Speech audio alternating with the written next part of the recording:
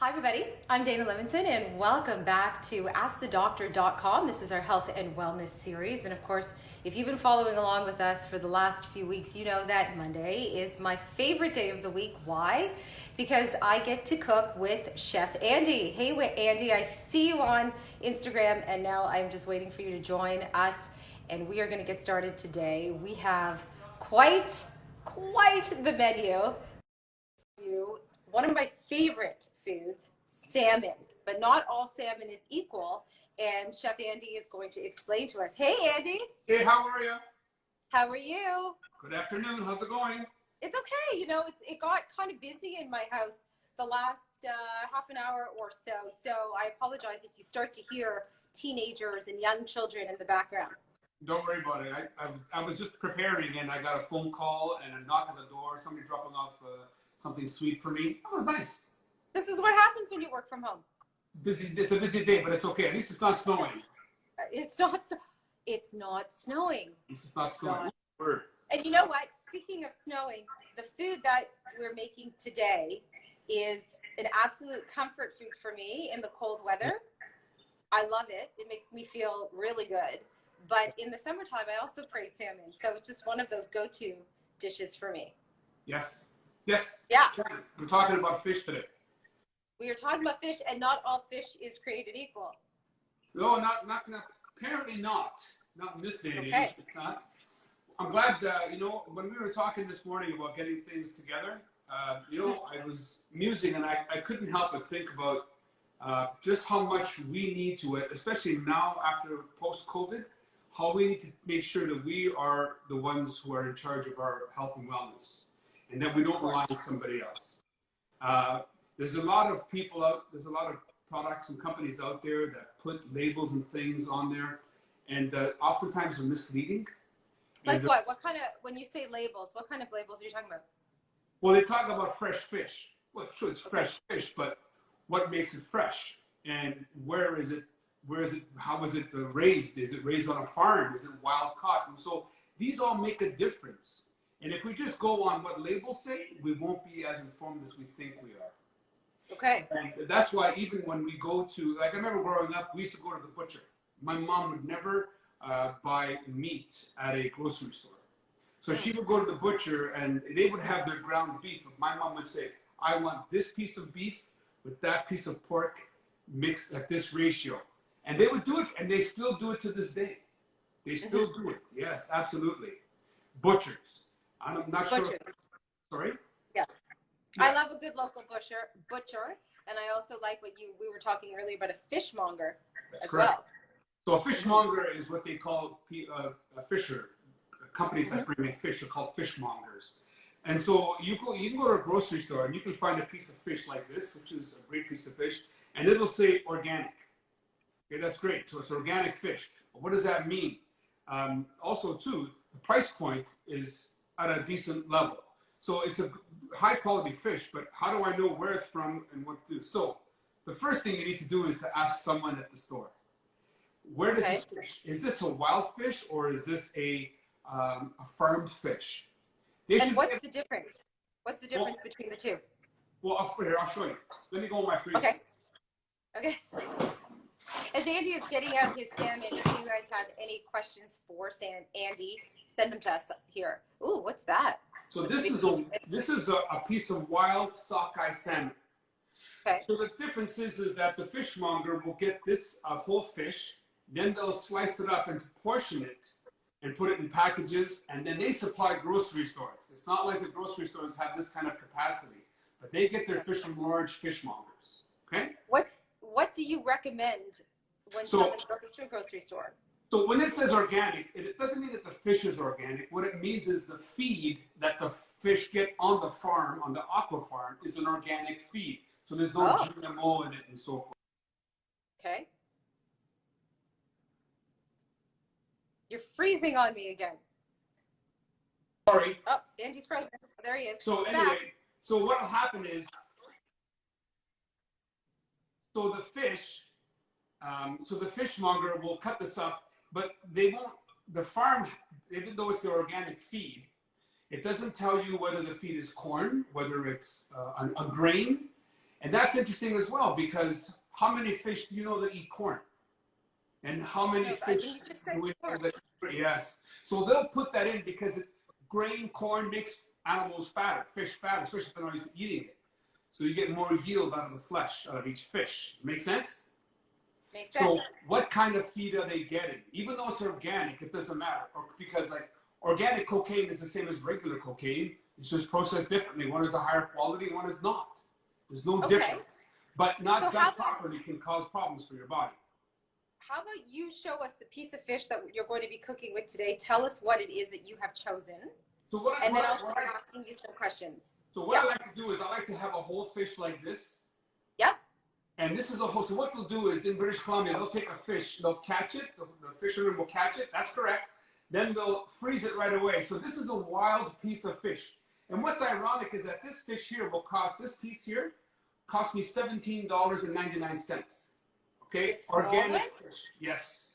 $17.95 for this organic piece of farmed fish, whereas this whole side of salmon cost me $24. Yes, seems a lot. So then, because then I can chop it up into pieces, or I can cook the whole thing whole and use it throughout the course of the week. It doesn't matter. Correct. But I think this is a way better bargain, number one, and number two, it's a better quality fish because it's well caught. Okay. Okay. Perfect. Fine. So I've got my water going here. So our recipe today is going to be, our menu today is going to be the salmon with hemp crust. It's going to be steamed broccoli, and it's going to be sweet potato mash. Okay. So yes, you got that hemp. I'm putting my sweet potatoes in the hot water. Now, you had made a good point today about the sweet potatoes being high in sugar. And it's true that they do have sugar in them. They're not as bad as some of the other vegetables. However, it also depends on how much you are using. So, how much you eat? Well, for me, and for yourself, for people, average people, maybe like a third of a sweet potato is more than enough. So about this much is more than enough. Okay? So like half of this? Like this half, Andy, would you say? Maybe even less than half. I would cook half of this and use it in other applications, or less than half is more than enough for an average person. If you're an athlete, then a bigger portion of sweet potato is okay before a game or before training, because you need you want to burn this, right? You want to burn the sugar. That's correct, because you'll give a chance to burn the sugar throughout the game. It's better to have sweet potato maybe at lunchtime than it is at dinner. I understand that, because you can have the rest of the day to burn off the sugar in the sweet potato. Right. Make sense? Okay. Okay. Yeah, so if I eat this tonight for dinner, you suggest a good walk after dinner, huh? Yeah, unless you do other things. Like climb trees, I don't know. I didn't know what you were getting at. I don't know, mow the lawn, shovel the snow. Yes, exactly. So I just to get back to the sweet potatoes, because people watching probably are making for a family, right? They have their big piece of fish in which they can cut. If they have sweet potatoes, they may make 3, 4, maybe 5 for their family, but you want to portion control. Yes. For younger people, it's not as crucial because they still will burn it off. Younger people can really take a lot of stuff. But for people from like at 35 onward, you have to be a little more conscientious of how much sweet potato you have in the evening. That's all. So, and we don't want to overdo it on the sweet potato either. There's no need. What's higher in sugar, a yellow potato or a sweet potato? Well, the yellow potato is higher in starch, so it converts it to sugar. So there's a higher issue there, right? Compared to the sweet potato, which is better in its own right because it's yellow, it has gluten, it has a lot of it's a good quality thing. So I would always lean toward that. But a potato for breakfast is not a rough idea either. Sometimes I'll do roasted potatoes for the guys with their eggs once in a while. Yummy. Feed them the extra sugar. Okay. And by the way, when you go to the restaurants and you have sweet potato fries, it's not a healthier choice. It's not? Not. I'm depleted. Yes. Do you know why? No. It's got nothing to do with the vegetable. It's got to do with the hydrogenated oil that they're frying in. You can fry something as beautiful as pomegranates, rich in antioxidants, in that kind of oil, and it'll destroy the entire thing. So there's no point. So it doesn't matter if I'm getting a French fry at a restaurant. Doesn't matter if it's a sweet potato or it's a white potato. It's the same. It's the hydrogenated oil that it's fried in. That's what makes it horrible. Because it's saturated, right? It has to. So upset. I know. But see, that's one of those. I'm still going with the sweet potato. I like French fries, but I feel better. It's actually worse. But what I'm saying to you is that's where we have to be. That's where I know. Listen, I go to the restaurant. They try to convince me. I go to restaurants and they try to convince me, oh, this is a better option. I look at them. I say, are you kidding me? Are you kidding me? Right. I don't say what I do for work. I just say, wellness chef. But they don't, you know what? It's because they're meant to sell, right? So people put it on the packaging. They put this thing, and people get it in their mind. Oh, this is better for you, but it's not. And that's what I said in the beginning. We have to take control. Ask questions all the time. Do your due diligence. If you're a fishmonger or you're a meat person, can't tell you anything about the meat that you're freshly buying, guess what? Go somewhere else. Don't go there. Okay. So you're making a hemp seed crust. Right. So just to go over the menu, this is the broccoli. This is a nice organic broccoli, nice and tender, little shoots. Yep. Okay. And I have this ready for something else I'll show you later. Okay, so hemp, just simple hemp. I try to support Canadian. I have Manitoba hemp here. Just simple hemp. And hemp is high in omega and fats. And on the fish, it's outstanding because that sits into the fish. It makes it nice and warm. Okay? So it's very simple. I just take a lemon. I wash my lemon. I put a little bit of zest inside the hemp. By the way, there's research about how lemon has an effect, or the acidity of lemon has an effect so that you end up getting more protein. You know, I used to use that for the back of my heels. Andy!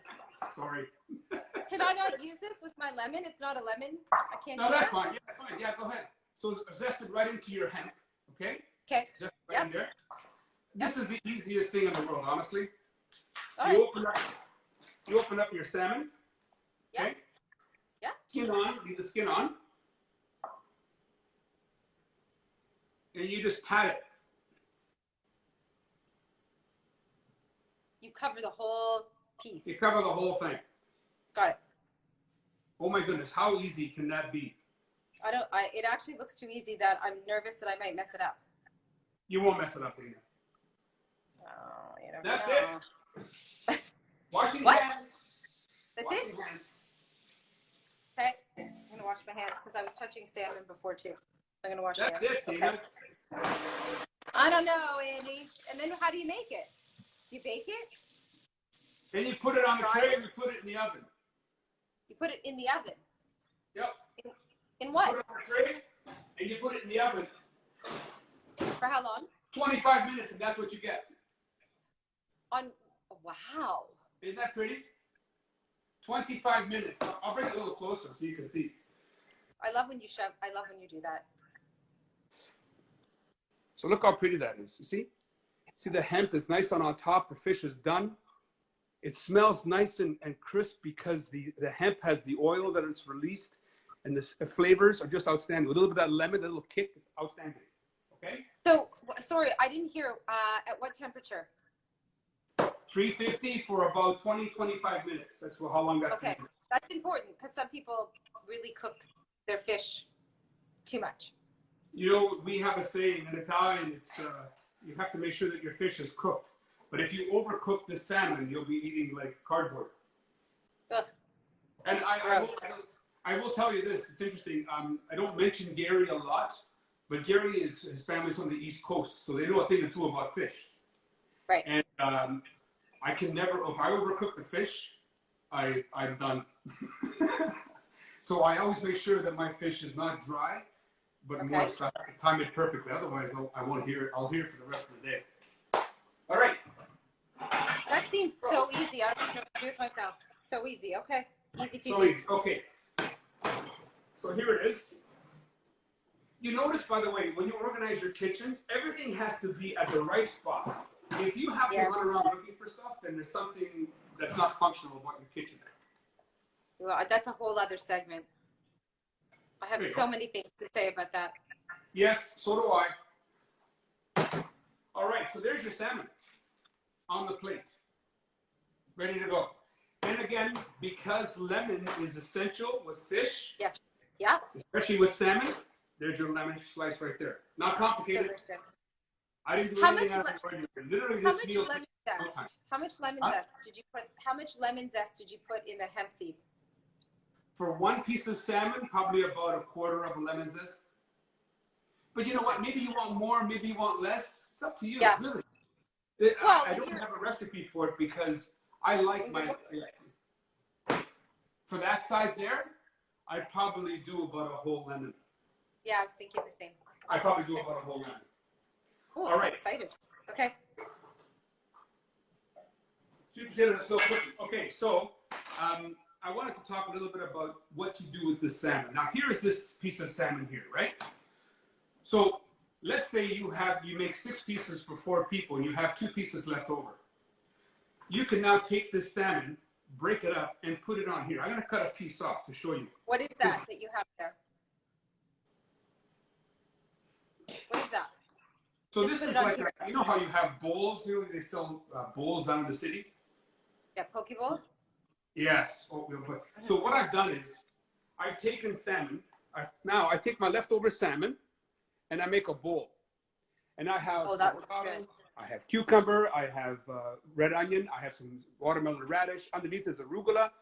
And I'll put olive oil on this, and guess what? This is a perfect lunch or a meal to take to work, a meal to take to the arena with you after the kids are finished playing their tournaments, in between or afterwards, or before. What a rather perfect way to continue making the food go further for you by using it in different applications. Someone just referred to you as Muto the man. You know, it's because I just help people to realize what they're doing. They already know what to do. They just don't know how to do it anymore because someone else has been telling them what to do. Yes. So it's time we take back the kitchen. Well, we have to take control of our food, as you said, post-COVID. Yes. We have to even be more mindful of what we're putting in our bodies. Right? We have to. Yeah, more than ever. And you know, sometimes doing that takes a bit more work. It's true, because you got to find out about the fish and everything else. But you have 2 choices. You either do the work to be preventative, or you do the work to be reactive. I would rather do the work to be preventative, because if I don't, later on, if I get sick or something, I get an issue, then I have to react to that issue and try to catch up to bring myself to a regular level after having to deal with the issue. Okay. Isn't it better just to be preventative now? Take the time to find out what's like the milk you drink. Is it grass-fed or organic? But how is it done? How is your meat raised? People say, oh, this is grass-fed. But there's a trick, because they'll take an animal and they'll feed it grain up until 2 months before slaughter, and then they'll put it on grass for 2 months. A lifetime of eating grain and 2 months of eating grass does not qualify as fully grass-fed. Do you see what I mean? So there's loopholes. There's loopholes. And that's where we need to take that back. Show me where the sweet potatoes are right now. Where are your sweet potatoes? What are they doing? They're boiling. They're boiling? Yeah, oh, you're boiling them. You peeled them, correct? Yeah, I peeled them. Okay. Yeah, I peeled them. And they're boiling in the water now.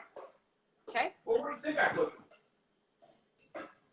How long you did you think I boil set them them on for? fire or something? No, wait, I put them in the microwave. Oh, there it is, the microwave. How did you know? How long are you boiling them for? Less than 10 minutes, maybe 10 minutes at the most. 12 minutes, they're almost done. So, okay. While they're going, by the way, so while I'm here, there's another minute. See the garlic? Now, I put Ontario garlic. In the spring or in the summer, I buy a couple of cases of garlic from Ontario. It costs about $120 a case. But I treasure them like they're gold, because during the winter months, I refuse to use anything else from other parts of the world, if you know what I mean. Oh, yeah. Okay. This garlic, I can eat a whole clove of garlic. You'll smell a little bit, but you won't smell bad. Right? My garlic doesn't really, I'll be honest with you, it doesn't really smell. It doesn't overpower and smell. It's fantastic. Okay. It's not fantastic? Huh? If it doesn't have an overpowering smell, it's not fantastic? Or it is? I don't know. Garlic smells like garlic, but you know what the problem is when you eat the garlic that's not Ontario and from another part of the world sometimes, that garlic it turns pink when you cook it, first and foremost, which is weird. Okay. Yeah. You ever seen that before? I've seen that. It turns pink, and it's like, what is that? This. Okay, my potatoes are ready. Oh yeah, it smells. Smells like garlic. Okay, Andy, you're good. I'm good. You're good. So you want to use coconut oil or olive oil? What are you doing back there? That's up to you. Okay, so by the way, I use 1 pot of boiling water, okay? 1 pot of boiling water back here. And I cook my sweet potato. Now I'm just going to cook my broccoli inside there. Okay. And broccoli is amazing because broccoli takes nothing to cook. Okay. If you overcook your broccoli, you'll lose some of the nutrition that it offers. That's why. What are you doing? Between 5 and 7 minutes. That's it. What are you doing with your garlic right now? I'll show you. Okay. I'm going to cover my broccoli because I want it to steam. Lower the heat. Okay. So the garlic I'm leaving aside for now, but here's my sweet potato. Okay. Oh, so look at that. Did we say we're going to put olive oil or coconut oil? You're asking me? What do you prefer? What do you prefer? I would say coconut oil. Yeah, we used coconut oil last week, right? Okay. So I'm just such a fan. olive oil. Okay. Okay, Chef Andy. Olive oil it is. A little salt, right? Our Himalayan or Celtic sea salt. Now, because you get the minerals. And now, watch. I'm just mashing I put the spinach in there, the baby spinach, because the heat of the sweet potato I just took off the oven will wilt the baby spinach. I have to do nothing else. This seems way too easy, and it's so healthy. Look, I'm telling you. Okay. It's done. Watch. Okay, I'm watching.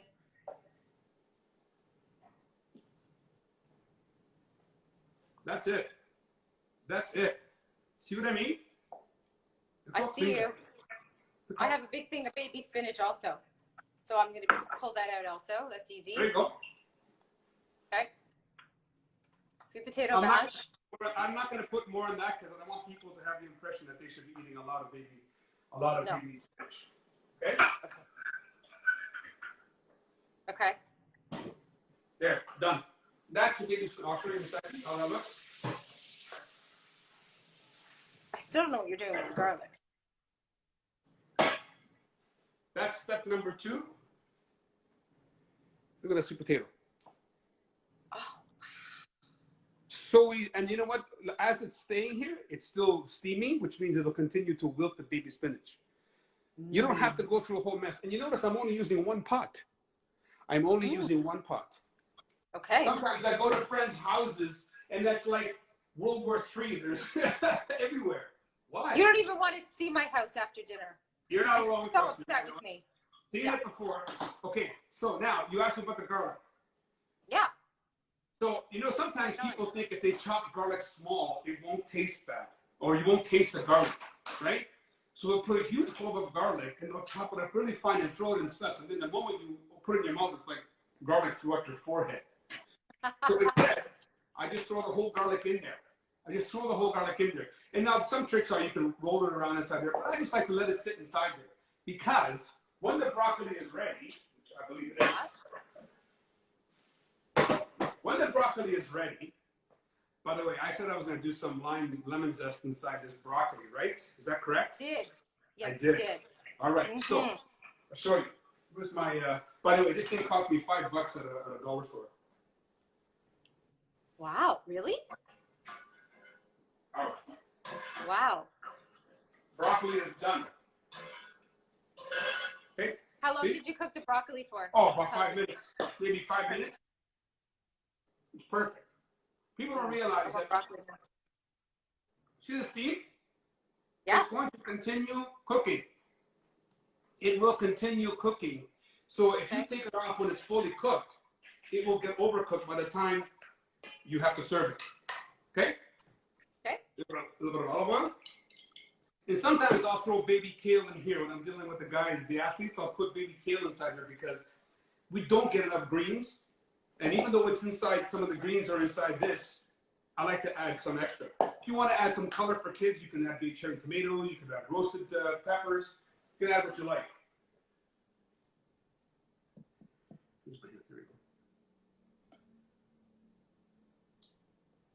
I'm waiting anxiously There you for go. that plate. But look, I want to show you. If you can see this up close. Look at this. Where's my can? Look at the broccoli. See how it's still green? It's Gorgeous. not pale yellow. And you can tell it's done because look at the inside. See, it's done.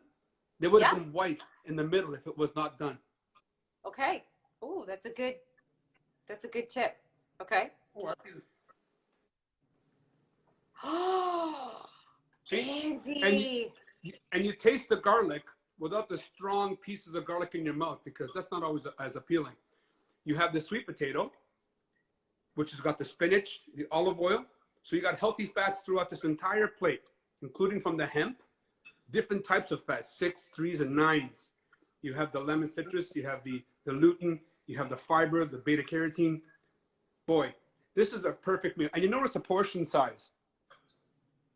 Delicious. You notice the portion size? So this is about a 5-ounce, for an average person, 5 to 6 ounce piece of protein.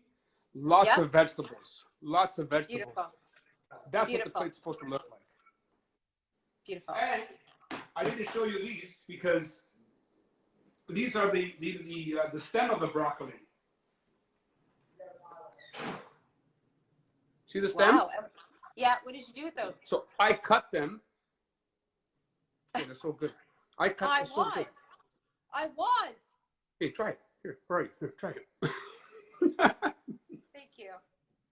I have a raw sweet potato. I have a lemon.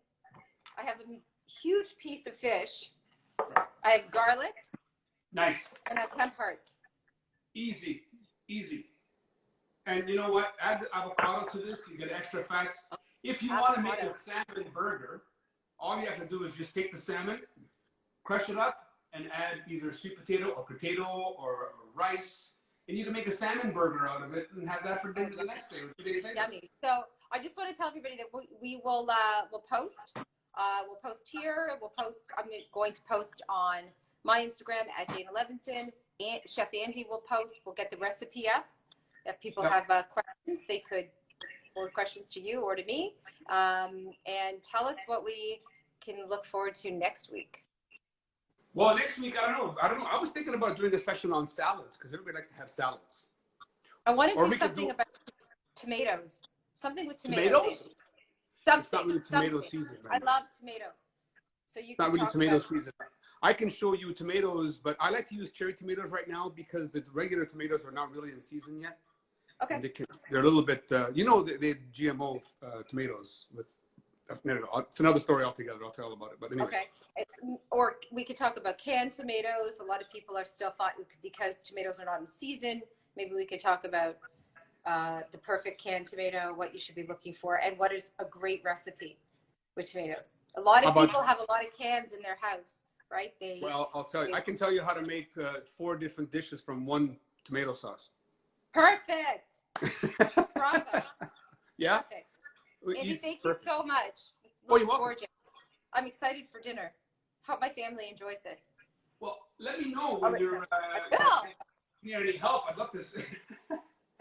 For sure. I'll be calling you. Eventually we're gonna meet and we're gonna maybe do this side by side. Exactly. Thank you. Breakfast food. Oh, someone just asked for breakfast food for athletes. We've been doing breakfast food for athletes. Tell them to reach out to me. I have lots. And they can find that online. We've done tons of stuff for, not tons, we've done a few episodes on breakfast food for athletes, and that's up on the website at askthedoctor.com. But we will always go back to breakfast food because, as you said, breakfast, lunch, dinner, we can eat them at any time during the day. If it's balanced and you have the right amount of everything on your plate, you could eat it any time of the day. And breakfast for athletes also depends on what they're doing that day. Exactly. What exercise, what routine, what regimen they're doing that day, right? So there's a lot of factors. Thank you, Andy. You're welcome. It's been awesome. I'm excited for dinner. Thanks, everybody, for joining. I appreciate it. Good help you. See you next week. Be healthy. Ciao. See you next week. Ciao.